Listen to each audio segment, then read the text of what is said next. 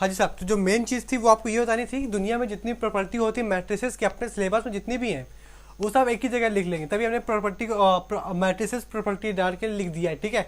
एक ही जगह है, सब लिख देंगे। कुछ अपने में होती है भाई ऑर्थोगोनल हो गई, वो थोड़ी अलग होती है, ऑर्थोगोनल प्रॉपर्टी हो गई, फिर आइडेम्पोनेंट हो गई, फिर थोड़ी अलग होती है, अलग प्रकार की एसोसिएटिव है, डिस्ट्रीब्यूटिव है। तो इसको अपन ने एक ही जगह हमने नोट करके लिख लिया है, ठीक है। ये अपने पास है, अपने नोट्स हैं, ठीक है। और फिर उसके बाद अपन थोड़ा डिटर्मिनेंट ऑफ मैट्रिसेस के ऊपर भी चर्चा कर लेंगे। बस उसके बाद अपने पास ट्रांसपोजिशन ऑफ मैट्रिक्स पढ़ लेंगे, फिर स्क्यू सिमेट्री वगैरह दूसरे लेक्चर में पढ़ लेंगे, ठीक है। तो कहानी को आगे बढ़ाते हैं। तो कहानी को बढ़ाने से पहले अगर बात कर लिया हमारे पास कि तो थोड़ा जल्दी जल्दी चलेंगे, ठीक है। काम की बात करेंगे, बाकी नहीं। एसोसिएटिव की बात कर लें हमारे पास। एसोसिएटिव लॉ तो होगी नहीं, मैट्रिक्स प्रॉपर्टी है। एसोसिएटिव प्रॉप मतलब प्रॉपर्टी क्या होती है हमारे पास। तो एसोसिएटिव प्रॉपर्टी ये होती है हमारे पास कि ए बी ब्रैकेट, अच्छा इनका मल्टीप्लाई और फिर इसके बाद तीनों का मल्टीप्लाई नहीं और इक्वल होता है किसके, इन दोनों के ब्रैकेट का मल्टीप्लाई। और जब इसका मतलब ये हुआ कि किसी ने पहले आप इन दोनों ब्रैकेट सॉल्व करोगे, बोर्ड मास के चलते पहले आप ब्रैकेट सॉल्व करो, ब्रैकेट सॉल्व करने में जो भी आएगा इनका के बीच में मल्टीप्लाई होगा, ब्रैकेट के अंदर इनका मल्टीप्लाई होगा बी और सी का। जब इनका का मल्टीप्लाई हो जाएगा, ठीक है, फिर उसके बाद आप यहाँ पे कुछ इन दोनों का मल्टीप्लिकेशन आएगा, फिर इसका ए के साथ उसके साथ कराओगे। वो नहीं होता है कौन कौन सा, जब ए और बी के अंदर पहले इनको मल्टीप्लाई कराओगे, फिर जो इनका मल्टीप्लिकेशन आएगा फिर उसके जब सी के साथ कराओगे, तो ये आपस में बराबर नहीं होते हैं। दूसरी आइडिया अपन ने क्या distributive law, distributive prop, I am not a party pooper, ठीक। इसका मतलब यही होता है हमारे पास ए प्लस का बी प्लस का सी है, तो इसका मतलब ये आसानी से हो जाएगा हमारे पास ए प्लस का बी,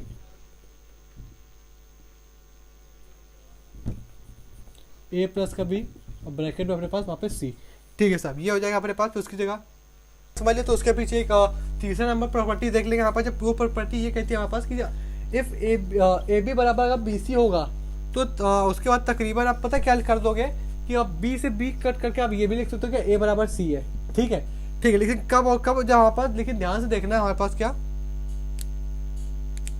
लेकिन आप इसको ये नहीं लिख सकते, क्या नहीं लिख सकते इसको, आप ये तो लिख सकते हो, हाँ ये बात तो अपनी प्रॉपर्टी करें, लेकिन आप अपने तरफ से जो मिथ क्रिएट करोगे, क्रिएट ये होगा कि आप कह रहे हो हमारे पास कि बी और सी को में अपने पास बी इधर लिया होगा, वहाँ पे सी लिख दोगे, ठीक है। और यहाँ पे बी अपन कॉमन ले लेंगे और ए यहाँ पे हो जाएगा बी, जो ये हो जाएगा ये। तो ये हालांकि हमारे पास नहीं होता, यहाँ पे हमारे पास क्या होता है, ये नहीं होता यहाँ पे क्यों, क्योंकि ध्यान से देखो ये हमारे पास पोस्ट मल्टीप्लिकेशन और ये हमारे पास प्री मल्टीप्लिकेशन है। तो मैट्रिक्स की अपनी खुद की अलग अलजेब्रा होता है, जो अपन ने बचपन से पढ़ते हैं वो अलजेब्रा नहीं होता। मैट्रिक्स हो, जैसे बात कर चुके थे, वेक्टर का अपना एक अलग अलजेब्रा होता है हमारे पास, और हमारे पास यहाँ पे मैट्रिक्स का अलग अलजेब्रा होता है, ठीक है। उसके चलते में उसी के वही अलजेब्रा से अपन ने सीखा हुआ है कि जो पोस्ट मल्टीप्लिकेशन होता है, जो प्री पोस्ट मतलब बाद के प्री मतलब पहले उसका जो मल्टीप्लिकेशन होता है आप उसको कॉमन नहीं ले सकते हो, ठीक है, ये उसका रूल है। तो इस तरीके का कुछ होता नहीं, तो आप इस तरीके कुछ बनाइएगा नहीं, ठीक है।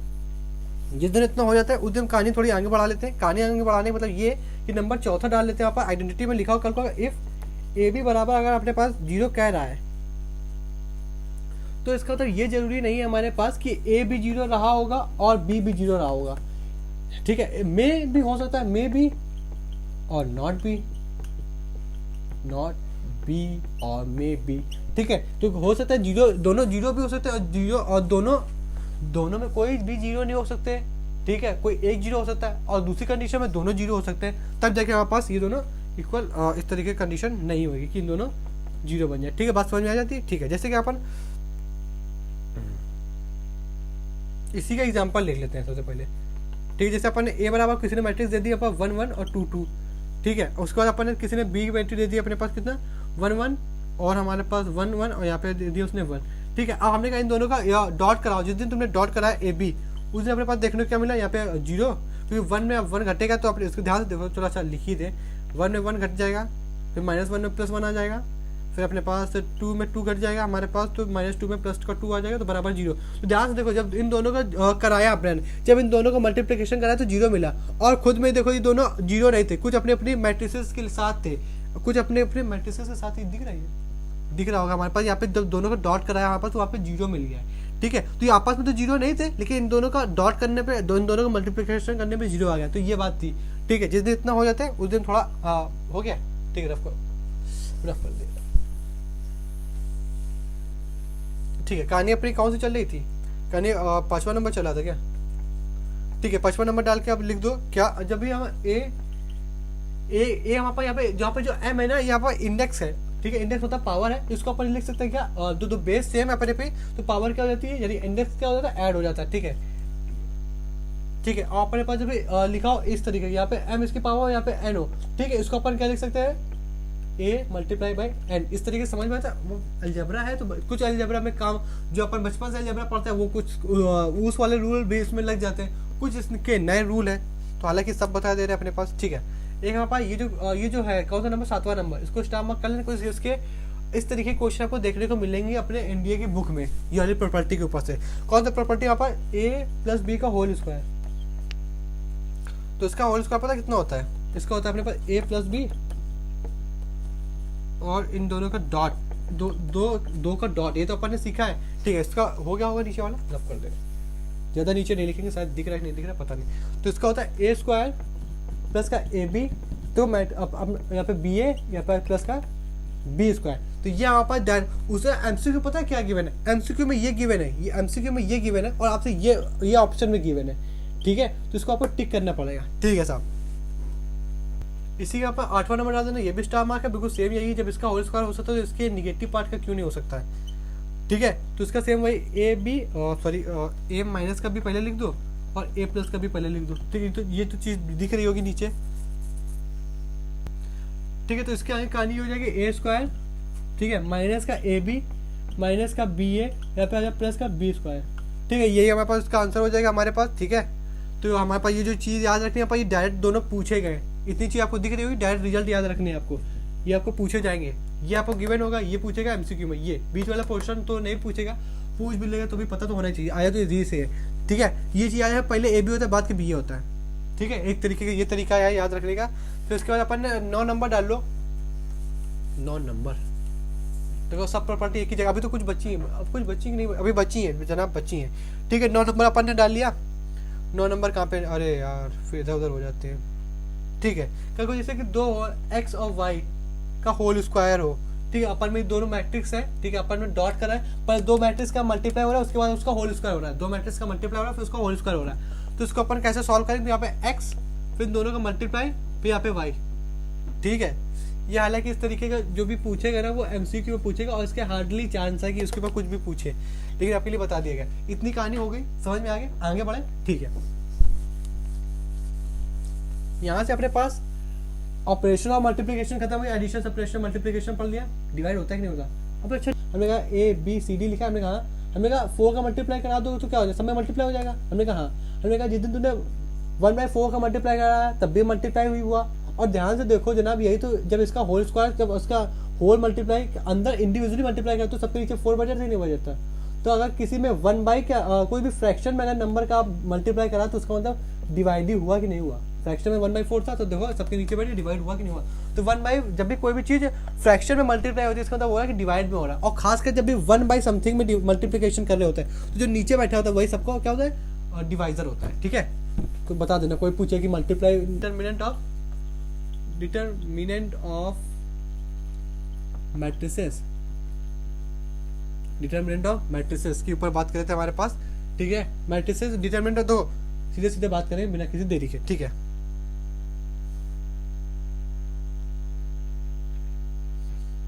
डिटरमिनेंट ऑफ मैट्रिसेस को कैसे डिनोट करते हैं, तो ये तो हो सकता है इसको आप मॉड भी बोल दो, लेकिन ये एक्चुअल में है कि मॉड नहीं है हमारे पास, पहली चीज तो ये मॉड है नहीं, लेकिन अभी तक तो अपन मॉड ही पढ़ते हैं तो एक तरीके से आप मुंह से मॉड निकल सकता है बोलने से, लेकिन एक्चुअली मॉड नहीं है। तो 2 वर्टिकल लाइन है उसको, क्योंकि डिटरमिनेंट को रिप्रेजेंट देखो मैट्रिक्स को जब रिप्रेजेंट करते हैं इस तरीके से स्क्वायर ब्रैकेट को, और जो डिटरमिनेंट होता है उसको इस तरीके से रिप्रेजेंट करते हैं 2 वर्टिकल लाइन के बीच में A B C D E इस तरीके से, वजह से यहाँ पे मॉड बोल सकते हो। ठीक है मतलब मॉड वैसे बोलते नहीं जनरली निकल जाएगा। ठीक है तो वर्टिकल लाइन में लिखा हुआ है, इसको पढ़ते हैं डिटरमिनेंट ऑफ मैट्रिक्स ए। ठीक है इसको या फिर दूसरे तरीके से डिनोट कर देते हैं हम, जिसके ऊपर डेट ए।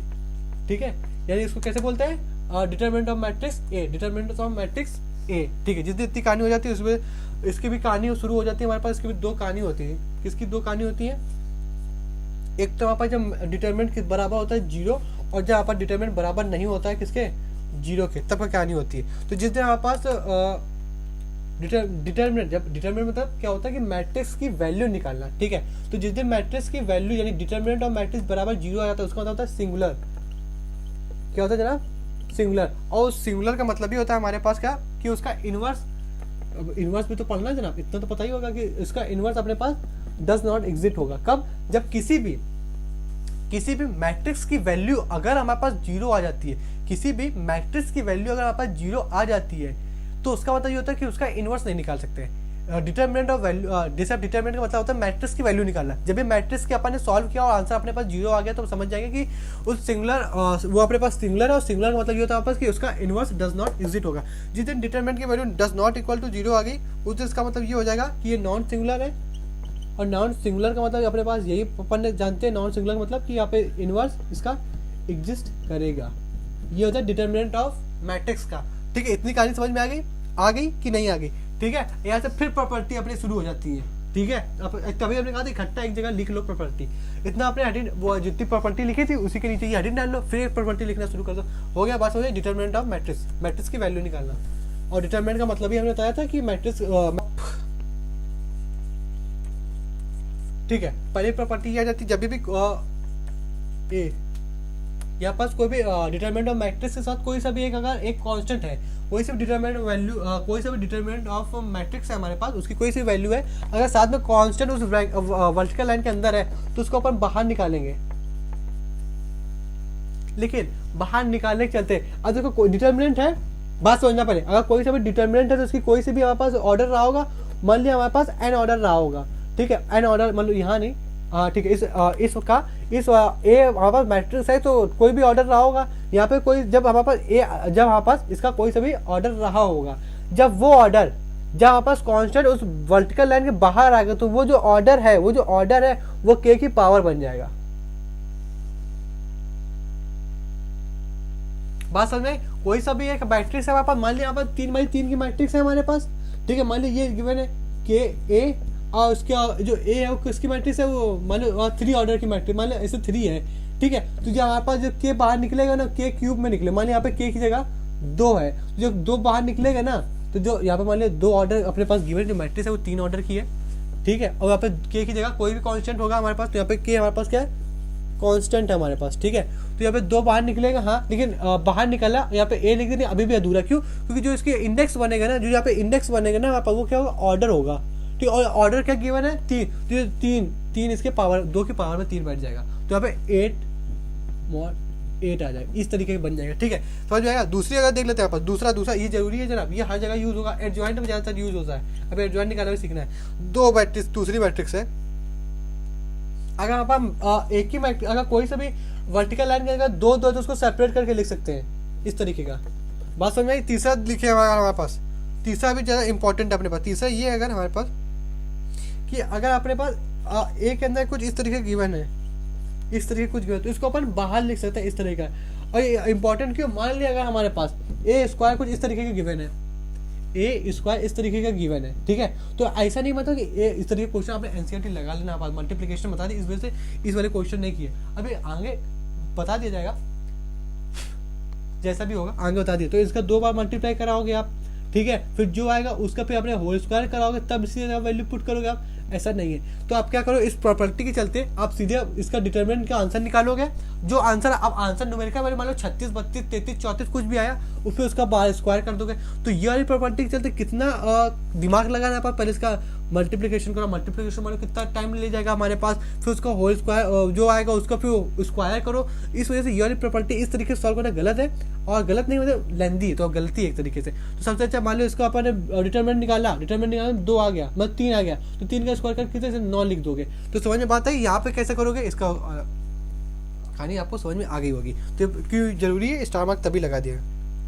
मल्टीप्लाई अंदर ना करें, पता चले यहाँ पे 2 था इसकी जगह 3 दे देंगे, तो ऐसे थोड़ी कर लेंगे हम, ठीक है। और कुछ बचा क्या? हाँ क्वेश्चन है, इतना कर लिया आपने, ठीक है, ठीक है। कोई मैट्रिक्स गिवन है 2x2 की है, 2 अल्फा कॉमा 2, और यहाँ पे इस तरीके का, यहाँ पे माइनस का 2, यहाँ पे इस तरीके गिवन है, बराबर में 125 है, और कह रहा भाई साहब अल्फा बताओ, ठीक है, रुक जाओ, सही है, कोई दिक्कत नहीं, ए बराबर क्या गिवन है, तो देखो इसके चलते ये जो पावर है इसके चलते अगर इस 3 को बाहर निकाल सकते हैं, ध्यान देखो इस 3 को बाहर निकाल सकते, अभी प्रॉपर्टी देखी ना जरा, तो इस 3 को अपन बाहर निकाल सकते हैं। अगर 3 को बाहर निकाल दिया हमारे पास, ध्यान देखो 125 किसका क्यूब होता है, 5 का क्यूब होता है, ठीक है, 103 5 का क्यूब होता है, 3 से 3 का जो हमारे पास डिटर्मिनेंट ऑफ मैट्रिक्स की वैल्यू है कितनी आई है, 5 आई है, डिटर्मिनेंट ऑफ मैट्रिक्स की वैल्यू कितनी 5 आई, लेकिन अपने को अल्फा निकालना है। तो देखो अब यहाँ से समझ लो, हालांकि डिटर्मिनेंट में बताया जाता है लेकिन यही समझ लो, जब भी 2/2 की मैट्रिक्स होगी तो इसको सॉल्व आंसर डिटरमिनेंट मतलब आंसर कैसे निकाल लेते हैं। देखो ये इसका मल्टीप्लाई करा दो, ये इसको बोलते हैं डायगोनल, इसको क्या बोलते हैं डायगोनल, तो डायगोनल का मल्टीप्लाई करोगे कितना आ अल्फा स्क्वायर। अब ये जब डायगोनल का मल्टीप्लाई हो गया तो बचे, अब देखो इसको बोलते हैं अपने पास डायगोनल, प्रिंसिपल डायगोनल, और जब इस तरीके के कोई इधर को भी तो एक डायगोनल होता है उसको बोलते हैं एंटी डायगोनल। तो ये जो जाएगा ना ये वाला 2 और 2 का हाँ, तो यहाँ पे होगा 2 का मल्टीप्लाई, यानी 2 और 2 का मल्टीप्लाई, तो अल्फा मल्टीप्लाई करके क्या जाएगा अल्फा इसका, तो 2 और 2 का मल्टीप्लाई करके क्या बचेगा 4 बचेगा। लेकिन अब देखो ये अल्फा ये 4 तो बीच में कुछ तो साइन होगा, तो माइनस साइन आता है हमेशा, ठीक है, तो यानी ए बराबर वैल्यू क्या है अल्फा स्क्वायर और 4, तो यहाँ पे एक ही जगह क्या लिख सकता है मॉड के अंदर अल्फा स्क्वायर 4। एक चीज याद रखना हमारे पास ये मॉड नहीं, हमने बोल दी जरा मॉड नहीं है, पता चले यहाँ पे मॉड हटाओगे तो आप प्लस माइनस का साइन लगा दो, मॉड नहीं है वो डिटर्मिनेंट है, ठीक है। अब उसको उधर भेज दो, कितना जनाब आ जाएगा 9, कितना आ जाएगा 9, और 9 का यहाँ पे स्क्वायर करोगे हमारे पास अंडर रूट लगेगा, 9 का अंडर रूट प्लस माइनस 3 आ जाएगा। एक चीज़ और समझ लो, यहाँ पर जब भी स्क्वायर मैट्रिक्स हो 2/2 की और उसका डिटर्मिनेंट अपने को फाइंड करना हो, इसका मान लो ए बराबर दिया हो, इसका डिटर्मिनेंट फाइंड करना हो ABCD, तो यहाँ पे होगा पहले A D का मल्टीप्लाई, फिर माइनस का, और फिर C और D का मल्टीप्लाई, तो आप निकाल दो मतलब डिटर्मिनेंट ऑफ A निकाल लोगे, ठीक है। कब होगा जब 2/2 का होगा, जब 2/2 का मैट्रिक्स होगी, जब 2/2 का मैट्रिक्स होगी तो उसका डिटर्मिनेंट कैसे निकालना है, डिटर्मिनेंट मतलब आंसर कैसे निकालना है, समझ में आ गया, ठीक है। ठीक है आगे बढ़ते हैं। देखो हम प्रॉपर्टी के साथ साथ जो क्वेश्चन अच्छे बन सकते हैं अपने कोर्स में वो भी आपको लिए करवाते जा रहे हैं, ठीक है ठीक है ठीक है ठीक है।